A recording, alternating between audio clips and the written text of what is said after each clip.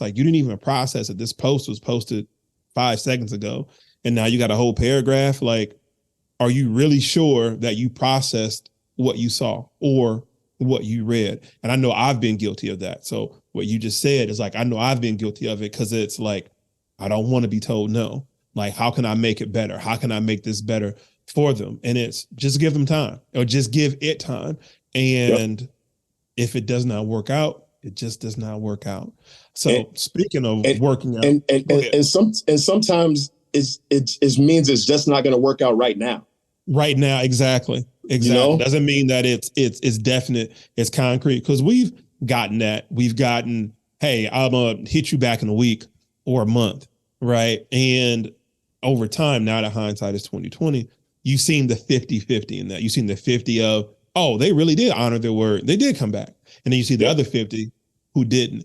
And in both scenarios, time just told the truth about both situations. And it's like, okay, what do you do in between time? You kind of start to cycle up again, or you keep, providing more, whether it's recording this podcast, whether it's recording a workout tutorial or a meal prep tutorial or whatever. It's just continue to keep doing you know, refine where you need, but you don't necessarily have to refine just because one person told you no. Meanwhile, you got 10 clients already. You understand what I'm saying? Yeah. Sometimes we can make these adjustments just for one no.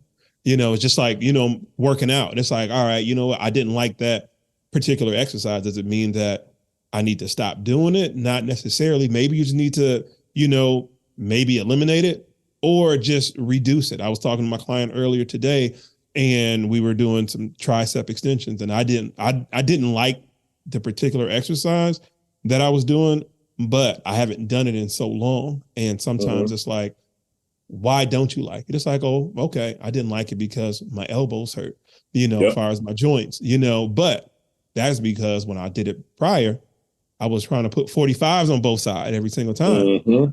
No harm in putting some 10s. You know what I mean? You can go heavy, or you can go heavy on something else.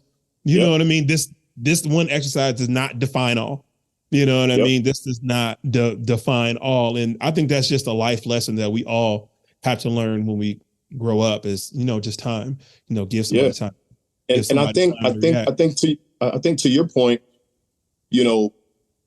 what are we doing in that time frame as well, though, right? Like, we're not selling a product that people are lining up to. Like, we're not selling beer or potato chips. Like, if I was selling beer or potato chips, my job would be easier, right? Because people come to the store for beer or potato chips. Like, they want these things. So what I'm saying is, in most cases, if somebody says they're going to hit you back, it's not the first thing on their mind when they wake up in the morning, right? So my question often that I ask myself is, how do I stay on their mind in a genuine way? Like, okay, cool. It's no right now, but maybe there's a tip that I could send you in a week or two that just helps you, right? And when we talk about following up, the follow-up sometimes is so corny, where it's like, hey, I'm just following up to see if you're ready to make a decision today and get started right away. And it's like, you sound salesy, right? You sound like you're trying to sell them something, where the follow-up could simply be, hey, I saw you at the gym doing lat pull downs. It's a great exercise for your back. Next time, though, try it with your chest up higher, your shoulders back, and relax your traps. See how you feel the difference in your back that time, and let me know how it goes. Right? Like, it's helping them with something you saw them struggle with, and then giving them a point to let us have a conversation again later. Now I have a reason to come back up and talk to you again later and say, hey, how those lat pull downs go? Right. How'd that adjustment go? Right. Because people are always going to remember you. People are always going to remember how you made them feel. Exactly. As opposed to solely what you said. It's like, if what you said made them feel a certain way, then yes, they will remember that. But to your point, I just was flashing back. I seen this guy bench pressing, maybe like last month or so, super wide, and the weight I don't think he could handle, put it like that. And it was kind of just all over the place. And I said, hey, you know what? Here are 3-pointers, you know what I mean? Feet, back, arm width, Yep. and it just makes me think about that. It wasn't a genuine thing. It wasn't like, I wasn't even really trying to sell it to him. I was just like, hey, I've been seeing you do the same crazy movements for the past 3 weeks. Yep. Hey, you're going to hurt yourself. And I've Yep. never really been a foreign police type of guy, because it's like, you know what? Let me mind my own business, Yep. but at that point it had gotten way out of hand, bro. I'm like, all right, bro, just stop. You're doing all this Yeah. yelling in the gym. I'm looking over thinking that a squirrel got hit or something, or ran over. Listen, do this, because and then on top of that, before I even asked, what is your goal? Like, what are you trying to do? Because you could be just trying to do half reps.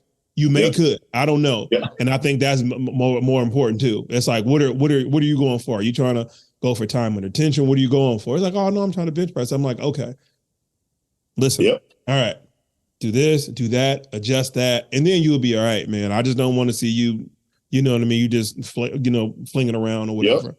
But I made a new friend at the gym. Now that when I see him, I say, hey, you understand what I'm saying?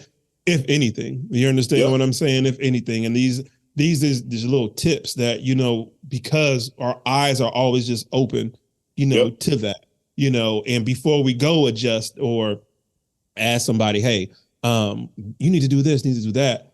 Over time, like you had mentioned about, sometimes we think we got this genius workout that we have. It's like, ask somebody, what are you going for?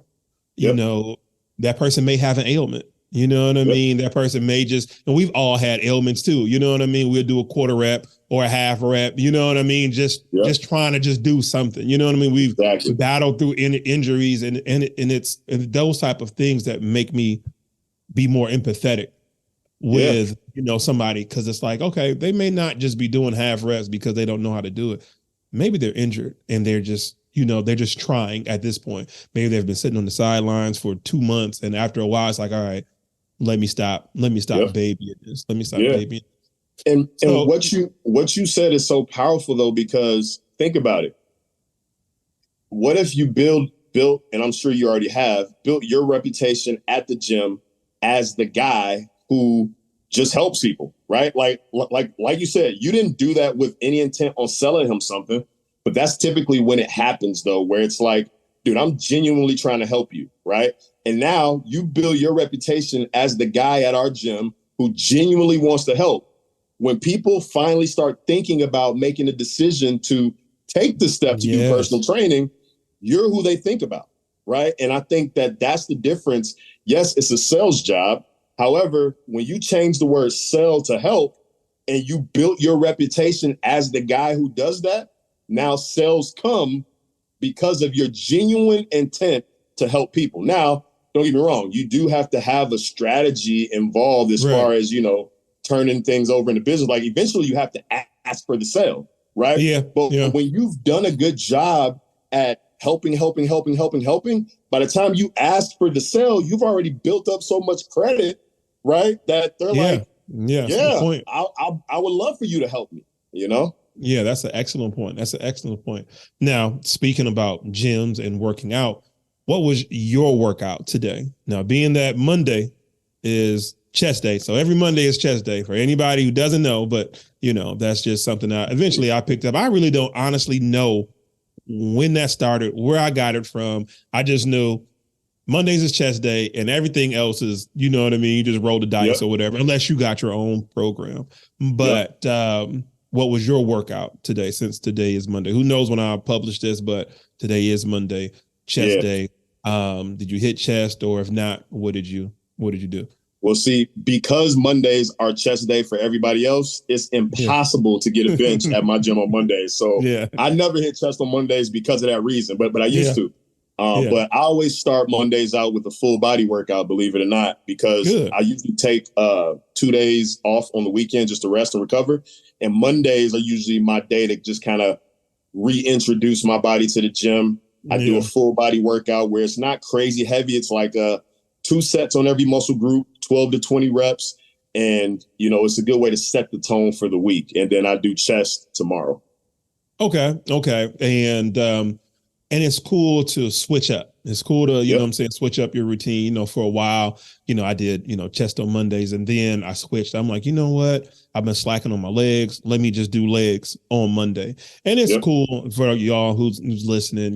It's not law. Monday is chest day. It's just, you know what I'm saying? Some gym bro stuff, Yeah. just whatever. You can make it whatever. You understand what I'm saying? Yep. Every single day you can make it, as far as Consistency. just whatever. Yeah, Yep. just show up too. And Yep. that's another thing in regards to, clients and, as far as gym life and gym culture. In this day and age, and as we get older and we go through life and life starts life, and where there's bills, there's rent, family members, just stuff happen. It is a lot. It takes a lot for people to get to the gym. It takes a lot for me to get to the gym, and I have a home gym. I can just go downstairs. It takes a lot. I mean, like, even when you have a home gym, it takes a lot, and it's just, it is your mental. So when somebody does show up, it's not so much, a participation award. I don't necessarily look at it solely like that.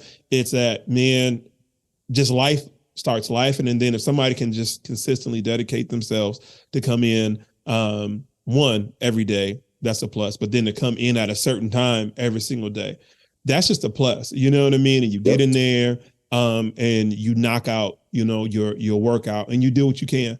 And then when you leave, you feel a lot. You feel a lot better. Now, with Yep. that being said, how long is your gym sessions now? And do you solely look at it as time length? I know you're a businessman and a busy man. Do you have to try to, squish it in, what I'm saying, to certain hours, or how does that go for you? Yep. So my session typically lasts about an hour, right?